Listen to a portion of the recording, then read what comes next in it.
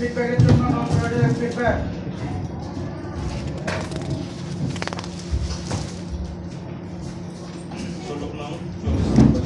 সামনে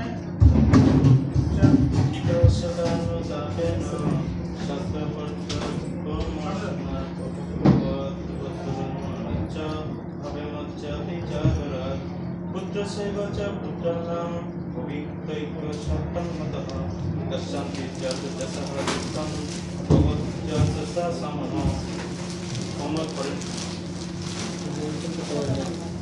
44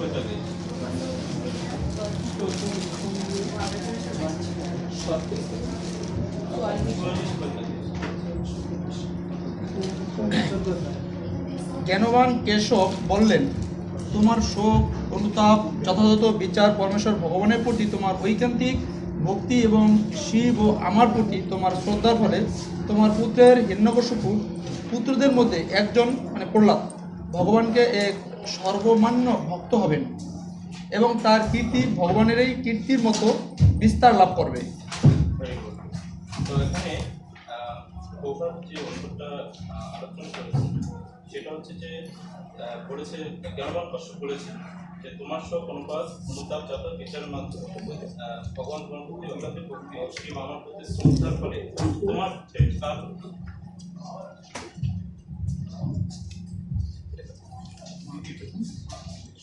দ্বিতীয় পুত্র তোমার পুত্রের হিরণ্যকশিপু মানে হিরণ্যকশিপুর ছিল প্রহ্লাদ মহারাজ। তো প্রহ্লাদ মহারাজ সে কিরকম ভক্ত ছিল আমরা জানি যে ভক্তদের মধ্যে উনি একজন হচ্ছে মহাজন। তো তার কীর্তি সর্বকাল আমাদের ভক্তদের মাঝে গাথা ছিল। তো আমরা পরের শ্লোকে যাচ্ছি, অনুবাদটা পড়ুন মাতাদের জন্য। তার পদাঙ্ক অনুসরণ করার জন্য সাধুরা ওই ভাব থেকে মুক্ত হওয়ার অভ্যাস করে তার মতো চরিত্র লাভের চেষ্টা করবে, ঠিক যেভাবে নিম্ন স্তরের স্বর্ণকে সংশোধনের উপায়ের দ্বারা শোধন করা হয়। আচ্ছা, তার পদাঙ্ক তাৎপর্য প্রবাদে তিনি বুঝেছেন। আমরা যেটা কি প্রবাদের যে মনোভাবটা ছিল সেটা হচ্ছে যে বদ্ধ অবস্থায় প্রতিটা জীব মুক্ত নয়। তো মুক্ত যখন সে সদ্গুরু শরণাগতি লাভ করে শরণাগত হয় তখন সে মুক্তি লাভ করে না। তো বদ্ধ অবস্থার প্রতিটি জীব কি থাকে, একজন আরেকজনের উপরে ঈর্ষা পরায়ণ থাকে, জাগতিক কলহ বিরাজ করে। যখন সে মুক্ত লাভ করে তখন সে হরিনামের মাধ্যমে যখন সে মুক্ত লাভ করে তখন সে দিব্য গুণবলী ধারণ দেয়। এখানে বলছে তার পদাঙ্ক অনুসরণ করার জন্য মানে প্রহ্লাদ মহারাজের যে পদাঙ্ক অনুসরণ করার জন্য সাধুরা যত কৃষ্ণ ভক্ত আছে সবাই পরিভাব থেকে মুক্ত হওয়ার অভ্যাস করবে। ঠিক যেভাবে নিম্নমানের স্বর্ণকে সংশোধন করার মাধ্যমে একটা ভালো পর্যায়ে নিয়ে আসা শোধন করা হয়। আমরা দেখতে পারি যে অনেকেই আজকাল তো অবশ্য মাথাদের বেশি অভিজ্ঞতা আছে, স্বর্ণ সাধারণত যে 22 ক্যারেট বা 21 ক্যারেট এরকম স্বর্ণকে গলিয়ে একটা মিল মতো করা হয়, গোলাকার করার পরে পরবর্তী সেটাকে ভালোভাবে আর একটু শোধন করে ভালোভাবে স্বর্ণ দিয়ে জুয়েলারি কিছু বানানো হয়। তো এরকমই যে যারা সাধারণত নিম্নস্তরের পরিভাব যাদের মধ্যে থাকে তারা সাধারণত উচ্চমার্গের ভক্ত, যেমন প্রহ্লাদ মহারাজের মতো বা গরিবান ভক্তদের পদাঙ্ক অনুসরণ করে ভক্তি জীবনে চলে আসে। তো আমরা এরকম অনেক দেখেছি যে এরকমটা হচ্ছে ছিল প্রভুপাদ পাশ্চাত্যে গিয়েছিলেন, প্রভুপাদের পদাঙ্ক অনুসরণ করে অনেক আর কি অভক্তরা পরবর্তীতে ভক্ত হয়েছিলেন। ঠিক আছে, তো এখানে আমার একটা প্রশ্ন থাকবে আপনাদের নিকট, সেটা হচ্ছে প্রভুপাদের যে উদ্দেশ্য, এখানে যে উদ্দেশ্য ছিল সেটা আপনার একটু কষ্ট করে কেউ বলতে দিন। প্রভুপাদের যে মনোভাব উদ্দেশ্য, আচ্ছা প্রভুপাদের যে উদ্দেশ্য হচ্ছে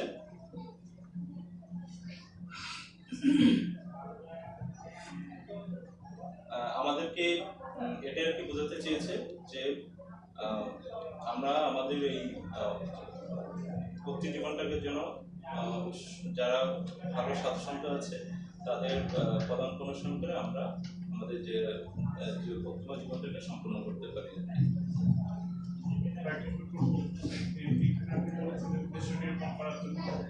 আমার যেটা পরে মনে হলো যে আমরা নিজেদের অস্তিত্বটাকে আত্মসংযমের মাধ্যমে মানে এটা সংশোধন করবো এবং পরবর্তীতে যারা এই প্রকারের সাধু তারা কারোর রাখেন না, তারা সবার প্রতি সমভাবাপন্ন হয়। যেমন মানুষকে এত পীড়ন করার পরেও তিনি কাউকে অভিশাপ দেননি, তার পিতা বা যারা তাকে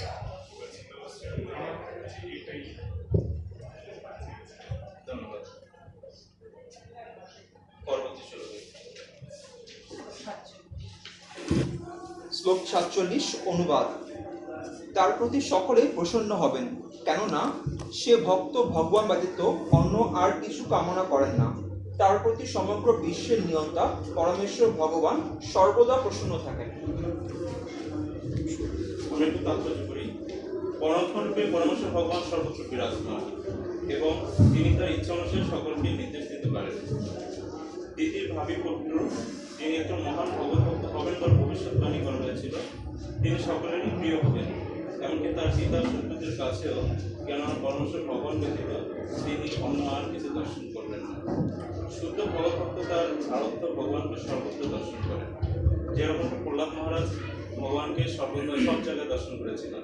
একটা পিলারের মাঝে ভগবানকে দর্শন করেছেন, যেখানে গিয়েছে সেখানে ভগবানকে দর্শন করেছে। এটা হচ্ছে শুদ্ধ ভক্তের লক্ষণ। ভগবান ভক্তের এই প্রকার দর্শনের প্রতিদান দেন। অন্তর্যামী রূপে তিনি সকলকে তার শুদ্ধ ভক্তের প্রতি মৈত্রীভাবাপন্ন হওয়ার জন্য প্রেরণা প্রদান করেন। ইতিহাসে সবচাইতে হিংস্র পশুদেরও ভগবান শুদ্ধ ভক্তের প্রতি বন্ধু ভাবাপন্ন হওয়ার অনেক দৃষ্টান্ত রয়েছে।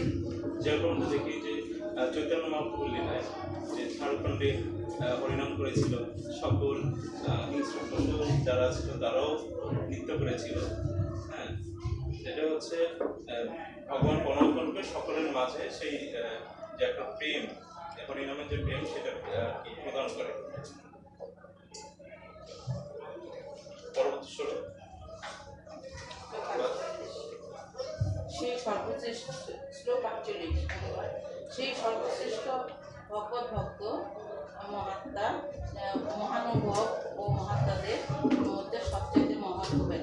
তার পরিপক্ক ভক্তির ফলে তিনি অবশ্যই চিন্ময় ভাব সমাধিতে অবস্থিত হবেন এবং জড়জগৎ ত্যাগ করার পর চিৎ জগতে প্রবেশ করবেন। এখানে তাৎপর্যপূর্বক উল্লেখ করেছে যে আমাদের যে ভাব, এখানে ভাব দুই প্রকার ভাব উল্লেখ করেছে, সেটা হচ্ছে স্থায়ী ভাব আর একটা হচ্ছে অনুভাব।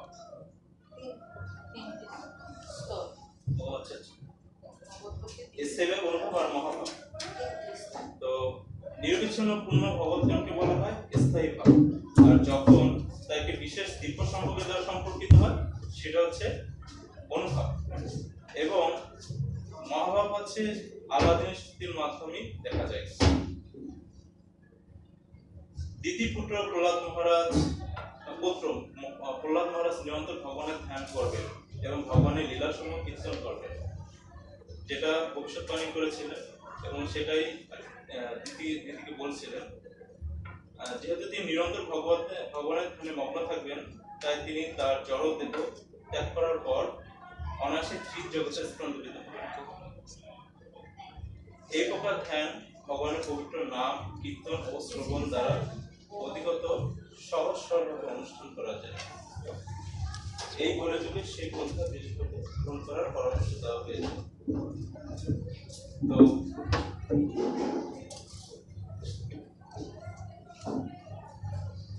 নিরন্তর ভগবানের ধ্যানে মগ্ন থাকতেন কে?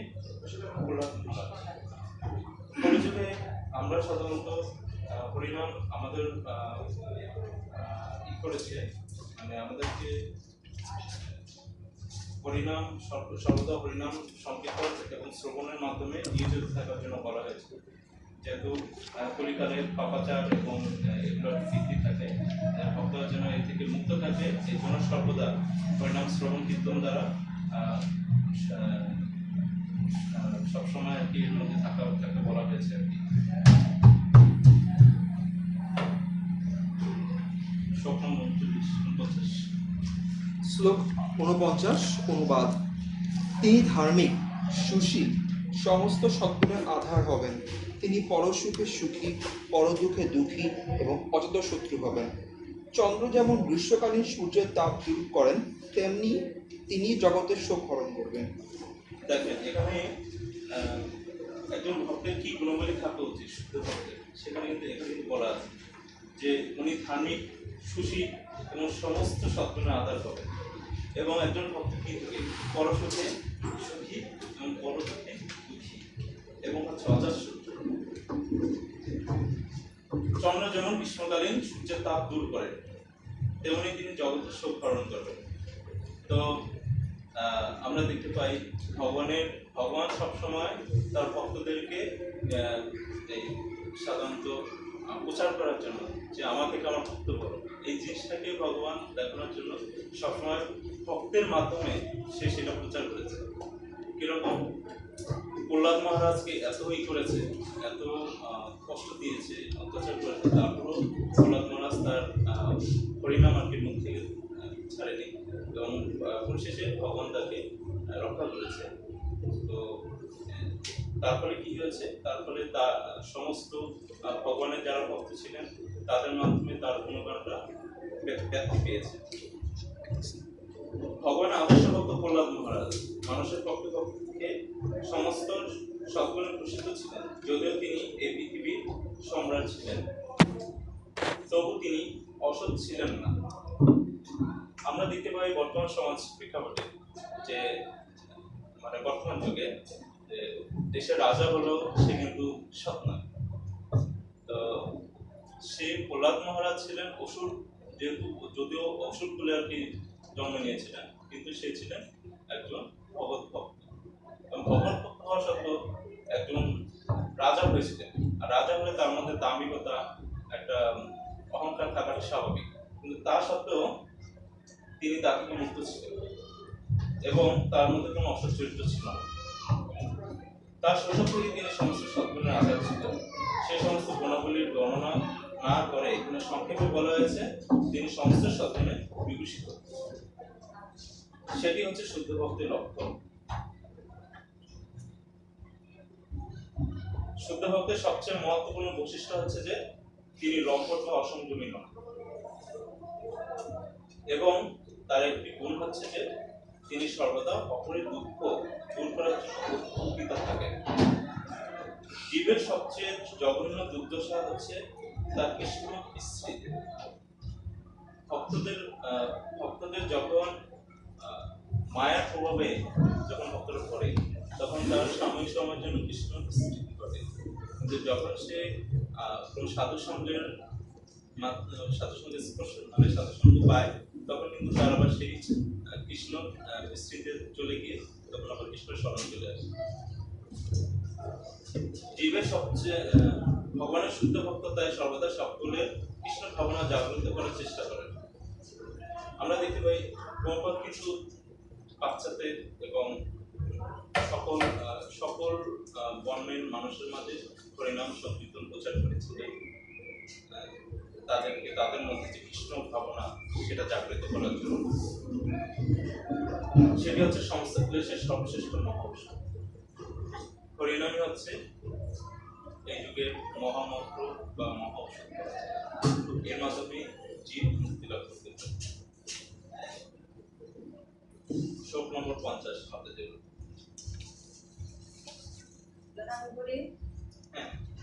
লক্ষ্মীরূপা কলনার সংসদ ভক্তের ইচ্ছা অনুসারে রূপ ধারণকারী সুন্দর শোভিত নয়ন লোচন পরমেশ্বর ভগবানকে তোমার পৌত্র সর্বদা অন্তরে ও বাহিরে দর্শন করবে।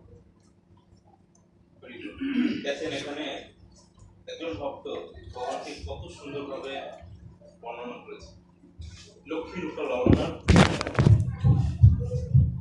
ভক্তের ইচ্ছা অনুসারে রূপ ধারণ করে এবং কুণ্ডল শোভিত মুখমণ্ডল, কমল নয়ন, সে পরমেশ্বর ভগবানকে তোমার পুত্র মানে কার কথা বলা হয়েছে? প্রহ্লাদ মহারাজ অন্তর এবং বাহিরে দর্শন করবে। অন্তরে হচ্ছে পরমাত্মা রূপে, বাইরেও সে ভগবানকে ওইভাবে দর্শন করবে। তো তাৎপর্য প্রভাত বলেছেন, দ্বিতীয় পুত্র প্রহ্লাদ মহারাজ কেবল ধ্যানে অন্তরেই পরমেশ্বর ভগবানকে দর্শন করবেন না, তিনি তার চক্ষুর দ্বারা প্রত্যক্ষভাবেও তাকে দর্শন করতে সক্ষম হবেন।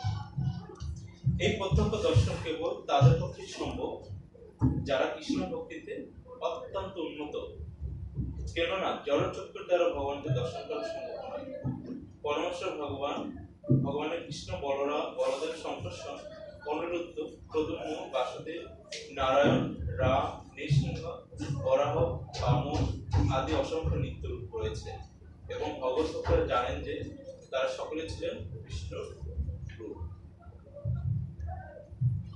ভগবানের শুদ্ধ ভক্ত ভগবানের নিত্য স্বরূপের একটি রূপের প্রতি প্রসন্ন এবং ভগবানও তার প্রতি প্রসন্ন হয়ে তার ইচ্ছা অনুসারে রূপ ধারণ করে তার সম্মুখে আবির্ভূত হয়।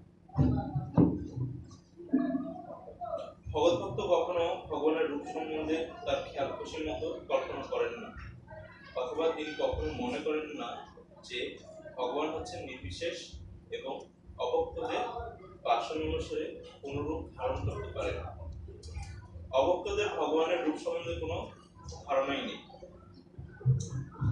আমরা আমাদের আশেপাশে দেখি যে যারা কি সম্পূর্ণভাবে ভক্তি জীবনে না আসছে তারা কিন্তু ভগবানের স্বরূপ সম্বন্ধে মানে জানেই না, সামান্য জানতে পারে কিন্তু পুরোপুরি মানে সাধারণত ভক্তরা যে যতটুকু জানে ওই জ্ঞানটুকু তাদের মধ্যে থাকে না।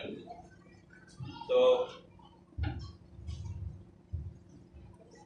কৃষ্ণ ভক্তি অনুশীলনের মাধ্যমে এবং ভগবত গীতা ভাগবতম সংস্পর্শে আসার ফলে ভক্তরা সাধারণত ভগবানের স্বরূপ সম্বন্ধে জানতে পারে। উল্লেখিত ভগবানের রূপগুলির কোনো একটি সম্বন্ধে চিন্তা করতে পারে না, কিন্তু ভক্ত যখনই ভগবানকে দর্শন করেন তিনি তাকে সবচেয়ে সুন্দরভাবে অলঙ্কৃত রূপে তার নিত্য সহচর নিত্য সৌন্দর্য মণ্ডিতা লক্ষ্মী দেবী সহ দর্শন করেন। এখানে বলছে যে একজন ভক্ত ভগবানকে কি রূপে দেখে? একজন ভক্ত ভগবানকে নিত্য সহচারী এবং নিত্য সহ মণ্ডিত লক্ষ্মী দেবী সহ দর্শন করে অন্তর এবং বাহিরে। যখন সে ভগবানের দর্শন করতে চান তখন তাকে ওইভাবে দর্শন করে। আচ্ছা, 16 নম্বর দেখান মাতা দিল। 51 মৈত্রেয় উপাসক মহর্ষি মৈত্রেয় বললেন, তার পৌত্র একজন মহান ভক্ত হবে এবং তার পুত্রেরা শ্রীকৃষ্ণের দ্বারা নিহত হবে জেনে দিদি মনে মনে অত্যন্ত প্রসন্ন হয়েছে। হরে কৃষ্ণ। তো আমরা 45 নম্বর শ্লোকটা স্কিপ করেছিলাম। 45 নম্বর শ্লোকের যে তাৎপর্য নেই কিন্তু সে আলোচনাটা আসলে এই 51 নম্বর শ্লোকের সাথে অনেকটা মিল আছে। তো মহর্ষি মৈত্র বললেন, কি বললেন? তার পুত্র একজন মহান ভক্ত হবে এবং তার পুত্রেরা শ্রীকৃষ্ণের দ্বারা নিহত হবে। আমরা এর আগের ক্লাসে উপর আলোচনা আমরা করেছি, মানে বলেছি যে সাধারণত ভক্তদের কৃষ্ণের ভগবানের হাতে নিহত হওয়া এই নিয়ে একটা আলোচনা হয়েছে।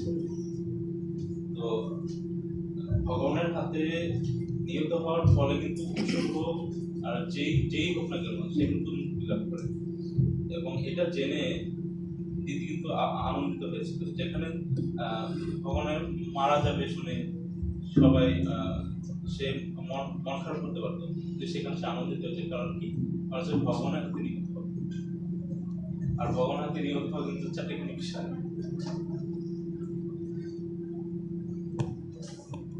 এবং সে সবচেয়ে বেশি খুশি হয়েছিল যে তার সন্তানদের মধ্যে একজনের মানে তার যে পুত্র সে একজন মহান ভগবত ভক্ত, এটা জেনে সবচেয়ে বেশি খুশি হয়েছিল। তো তাৎপর্য আমরা দেখতে পাই, তাৎপর্য বলা হয়েছে দিদি যখন জানতে পেরেছিলেন যে অসময়ে গর্ভধারণ করার ফলে তার পুত্রেরা আসরিক হবে এবং ভগবানের সঙ্গে যুদ্ধ করবে, তখন তিনি অত্যন্ত দুঃখিত হয়েছিলেন।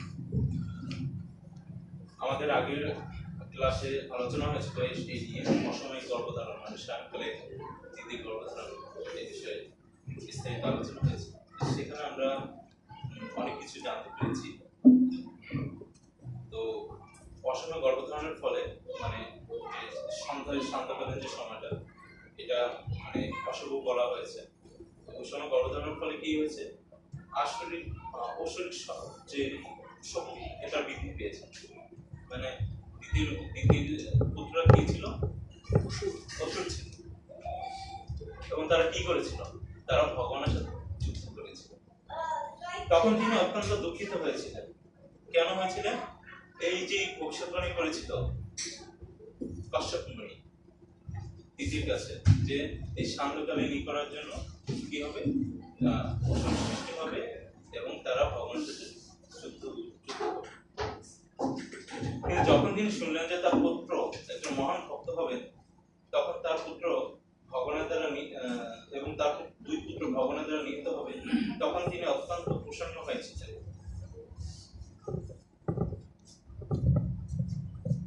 ঠিক আছে,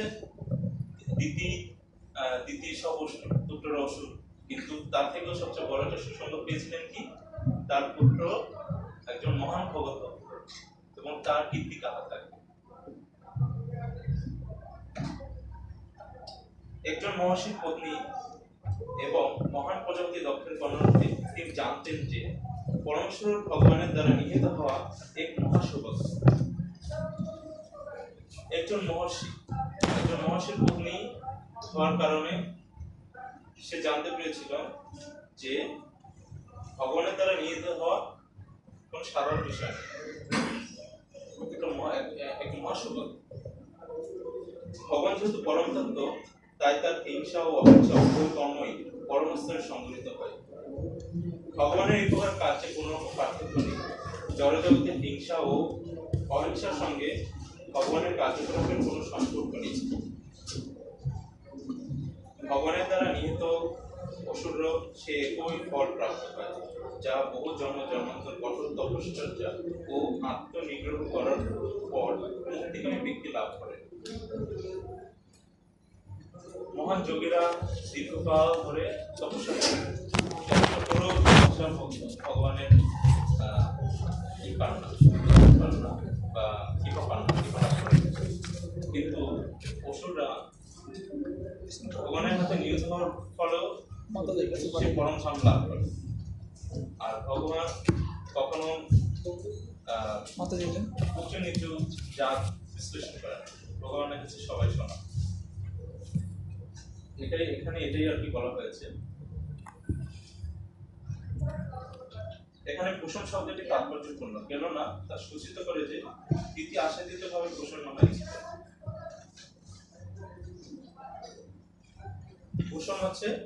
কুসুম শব্দের অর্থ হচ্ছে অত্যন্ত। সে অত্যন্ত প্রসন্ন হয়েছিল শুধুমাত্র একটাই কারণে, সেটা হচ্ছে প্রহ্লাদ মহারাজ মানে তার যে পুত্র, সে একটা মহান ভগত। ঠিক আছে, হরে কৃষ্ণ। আমি খুব তাড়াতাড়ি শেষ করি,